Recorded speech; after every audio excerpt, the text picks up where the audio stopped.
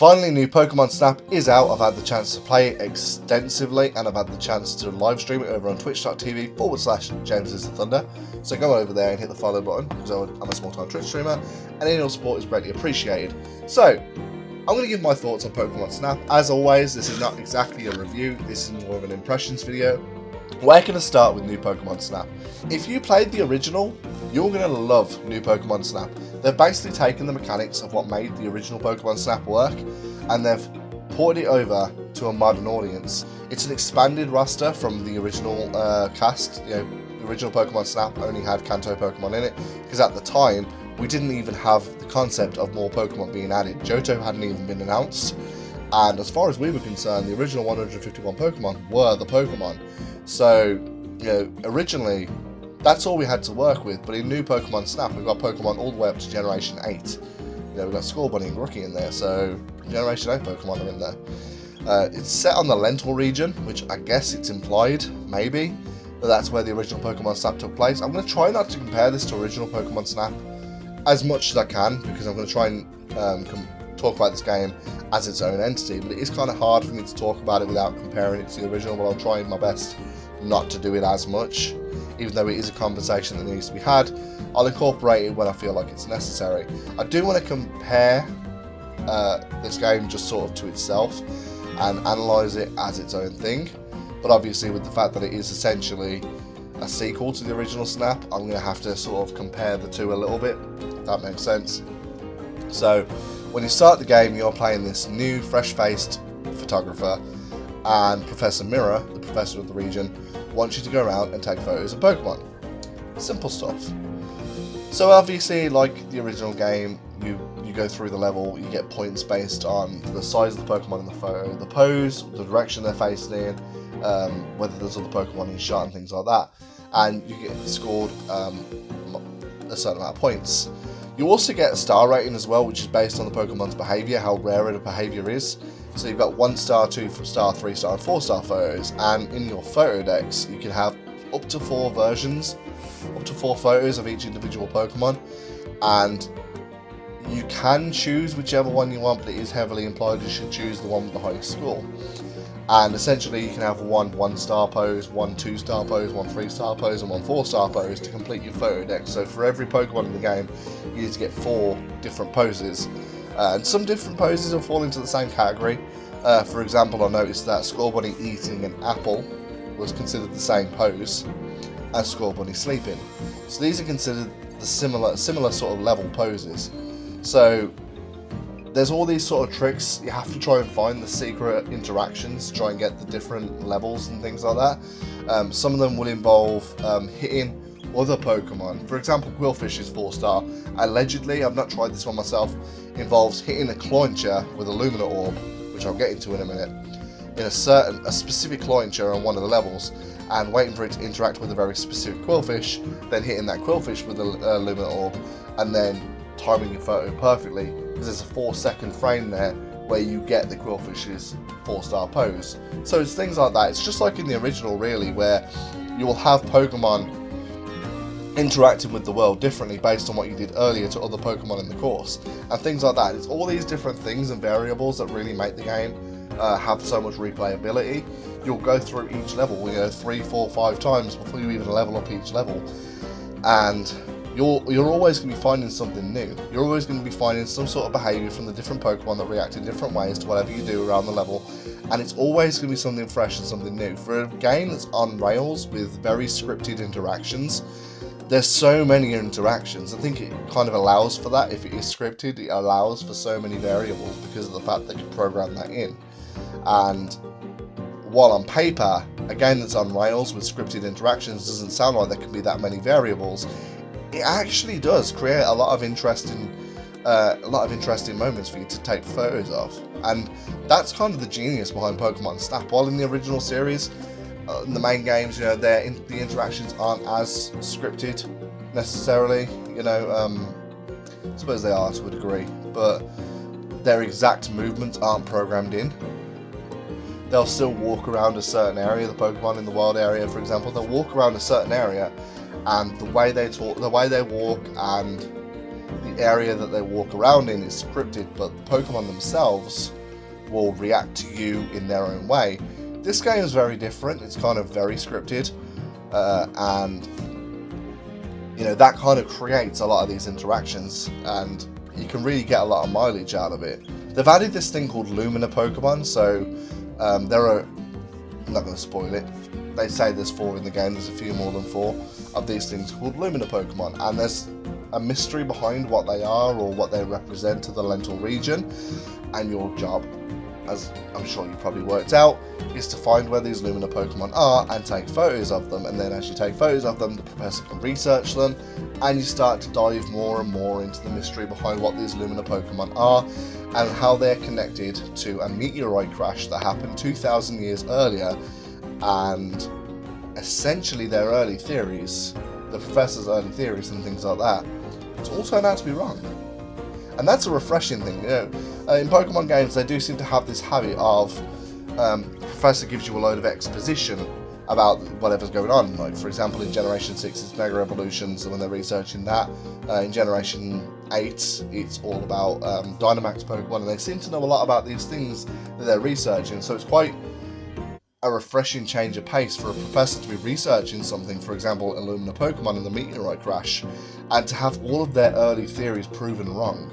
That's actually quite an interesting change of pace, and actually reflects science quite well, because in real life, in science, they'll have all these different theories, and then they'll find out the actual truth, and it will turn out that the majority of their theories are actually incorrect.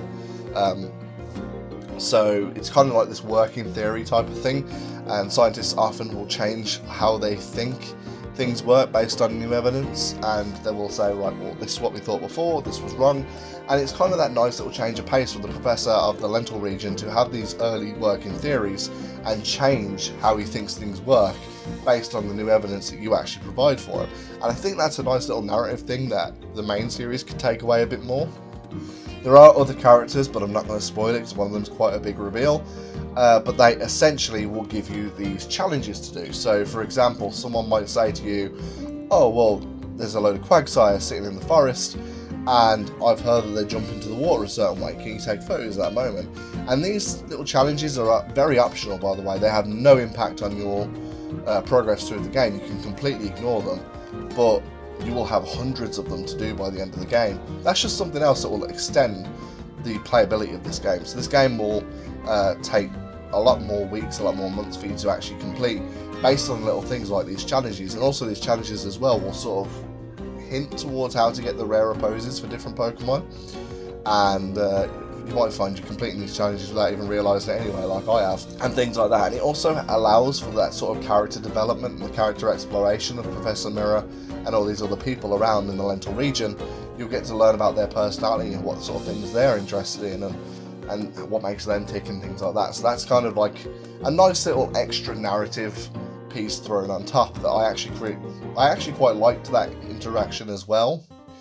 The inclusion of the challenges really does add that element to not only what can you photograph and how Pokemon react certain ways, but also adds that sort of character depth to the different human characters that are in the Lental region as well. I want to talk for a second about the 3D models in the photo decks as well. A lot of them really do put the main series to shame. Now, I love the main series. I played Pokemon Shield for nearly 600 hours on my Switch now. Safe to say, I'm a big fan of the main series. I love Pokemon in general. The main series is great. I can't wait for Legends Arceus and the Diamond and Pearl remakes. However, one big criticism that I see that I can very rarely defend is the lack of quality in the 3D animations. And I'm sick and tired. One gripe I always have is I'm sick and tired of seeing flying Pokemon permanently flying in battle. It looks goofy, and they wouldn't do that in real life. If Pokemon were real and you sent out a Pidgeot, it would not be permanently flying in the battlefield. It would be on its feet until it's ready to attack. And the Photodex has understood this concept. So the Photodex will have 3D models of Pokemon, and instead of just stealing these 3D models from the main games, they have literally created new 3D models, and Pokemon like Pidgeot are standing on their own 2 feet because they would do that. The majority of the time, birds are on their feet. They're not flying the majority of the time. They're not flying all of the time, I can tell you that much. So it's nice and refreshing to see flying type Pokemon on their feet for once. And it could have been so easy for them to just rip off the models from the main games, but that's not the route they went down, and I'm so appreciative of that fact. It's just that little extra work that they added to this.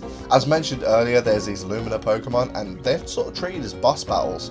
You know, when you meet the first one, which is Meganium, which has been shown off in all the trailers, so it's technically not a spoiler, it's literally just wait for it to smell a flower, a certain type of flower that creates a Lumina effect, and take photos of it as it walks through the grass. But as you go more and more into the story and you find more Lumina Pokemon, you've got to actually do extra things. It's hard to say without spoiling it, but for example, there's a Lumina Pokemon inside a volcano, and it's permanently surrounded by fire. And in my live streams, I genuinely struggled with this because it's actually quite hard to aim when you're on rails and the character's permanently moving, you can't stop it, which I'll get into, which is one of the downsides of this game, but I'll get into that. So to actually get a photo of this Pokemon, you need to throw fluff fruit, which is the game's version of apples, at this Pokemon to put the fire out, and then you need to throw Lumina orbs at it before it disappears and the fire starts again. And you've got like a couple of seconds to do this, and it's quite challenging, and it's definitely worth a couple of playthroughs to get it right. But it's things like that. These Lumina Pokemon are treated like boss battles, and the first one's just sort of easy to ease you into it, and then as you find more and more, there's other ways of getting them. Like there's one that's underwater and you've got to do certain things to throw Lumina orbs at it. The last one is the hardest one because of the speed of the thing, but I'm not going to spoil it for you. But again, it involves doing a certain thing to get the Pokemon to show up, and then throwing Lumina orbs at it and things like that. So yeah, these Lumina Pokemon are treated like actual boss battles.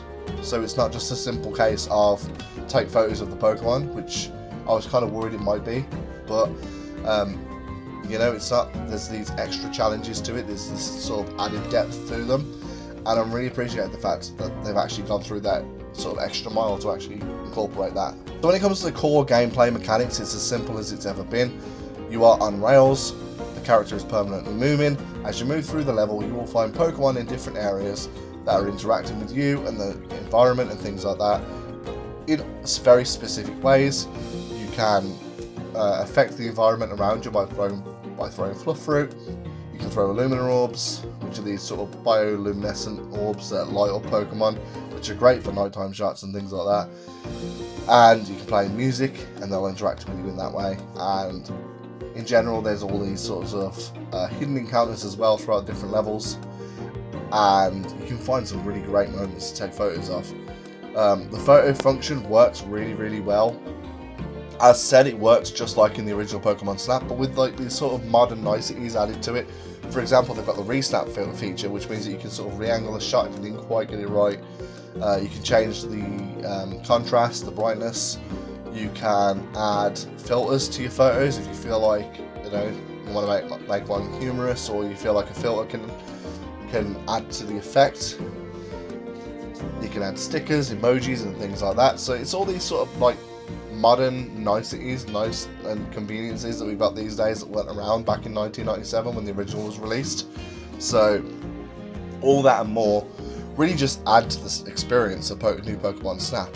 This is what I mean when I say if you played and liked the original Pokemon Snap, you will absolutely love new Pokemon Snap, because it's essentially the same game, but obviously with much upgraded visuals, much more side quests to do, like the challenges, and things like filters and resnap and things like that. Personally, I don't really bother with the filters and things like that, but I have messed around with the feature, and it's, you know, if you're into that sort of thing, why not? Yeah, you can make some funny photos, you can make some photos that just got this little bit more personality to them, and that's absolutely fine. And you know, it's the sort of thing you would expect from modern games these days, which you've got photo modes, which is a very popular mode, to be fair. The environments themselves are very varied, and I really do appreciate the effort that's gone into them. You know, you start off in sort of like a jungle area, and then as time goes on, you unlock a beach, you unlock a volcano area, you unlock an icy mountain, you unlock an underwater reef, and things like that. So a haunted forest as well, and things like that. So There's a lot of varied locations, which is very similar. To be fair, they had a lot of varied locations in the original as well. However, one aspect I really like about this is the fact that you can level up each level. So, for example, beach. You've got two versions of the beach. The beach during the day and the beach at night. And for each of these versions of the beach, you've also got the leveling system as well. So you can level up beach during the day to level 2, 3, and then 4, because 4 being the highest. And then level up beach at night to 1, 2, 3, 4, and things like that. So the beach alone has 8 levels you can unlock. And each time you level up a level, you will see rarer Pokemon. You will see Pokemon doing different poses. And the level just sort of changes in different ways. And I think that's a really interesting thing that they've added. So in the original, you'd literally just play through the beach. It was just the beach. There was no leveling up system. Once you've photoed everything in the beach, you've photoed everything in the beach. But I mean, now you got the beach during the day and the beach during the night. So that's already, they've doubled the content. And then you've got the leveling system. So already you've got 8 different levels to complete just for the beach, you know. And the fact that you got to take 4 different level poses for each Pokemon as well, and work out exactly what you need to do to get those as well, just adds to that level of replayability, and there's just that much varied content in this game that just really just adds to the experience and makes new Pokemon Snap this beast of an undertaking. You know, this game's going to take me months to completely finish, and I'm loving every single second of it. It doesn't get repetitive at all. If there's one little nitpick I'm going to make about the game, because trust me, there's very little I can say negative about this game. One thing I don't like about it is the fact there's no brake for the Neo 1, which is the vehicle you're riding in. It would be nice to just sort of stop the vehicle and have a look around and take in the environment and take photos more steadily of the Pokemon around you. I know that would sort of take away from the challenge, so maybe make it a post-game thing once you've beaten the story. But that would be a nice thing to add in. Maybe it is in there and I just haven't unlocked it, I don't know. But as of the point of this recording, I've finished the story, I haven't finished all the challenges, and I haven't leveled up everything to maximum level. So maybe it's something I'll unlock in the future. If it is in the game and someone's got to that point, I'm sure they'll drop a comment in the comment section below to tell me about that. But as of right now, I haven't unlocked that feature, so that is the one little nitpick that I can say that's negative about this game. But overall, I'm very impressed. New Pokemon Snap. I was a bit worried going into it that it was just going to be sort of like this cheap nostalgia trip, piggybacking off the original Pokemon Snap. But I am happy to say that New Pokemon Snap is its own identity. It's its own game. It creates its own mysteries. It has its own singular story, and overall it adds to that Pokemon Snap experience, and I'm very, very happy with what they've put out. So overall, I can't really fault it. You know, it's Pokemon Snap. You know, it does what it says and more. I would have just been happy if it was literally just a rehashing of the original, but the fact that they've added all these extra features as well just shows that they've gone above and beyond what they were expected to do for this game, and they've delivered a truly enjoyable experience. So those have been my thoughts on New Pokemon Snap. If you've played the game, drop a comment in the comment section below. If you're on the fence, let me know why you're on the fence. If you've got any questions, I'll be more than happy to answer those. Don't forget to like this video and subscribe to me here on YouTube. I'm a small-time YouTuber, and any of your support is greatly appreciated. As I mentioned at the start of the video, I've been live streaming this over on Twitch, so head on over to twitch.tv/JamesTheThunder. I also live stream other games as well, and you'll be able to find archives of all the live streams I've done in the last 60 days over on Twitch, and I also permanently archive all of my streams over here on YouTube several weeks after they take place. Thank you for watching, and I will see you next time.